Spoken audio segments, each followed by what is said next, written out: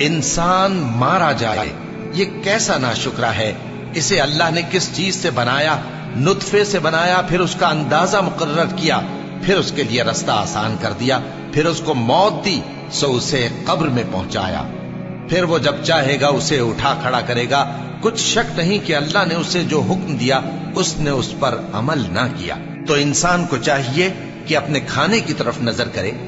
بے شک ہم ہی نے پانی برسایا، پھر ہم ہی نے زمین کو اچھی طرح پھاڑا، پھر ہم ہی نے اس میں اناج اگایا اور انگور اور ترکاری اور زیتون اور کھجوریں اور گھنے گھنے باغ اور میوے اور چارہ، یہ سب کچھ تمہارے اور تمہارے مویشیوں کے لیے بنایا۔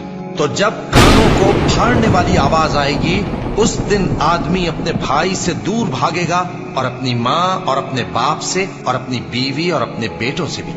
ہر شخص اس روز ایک فکر میں ہوگا جو اسے سب سے بے نیاز کر دے گی۔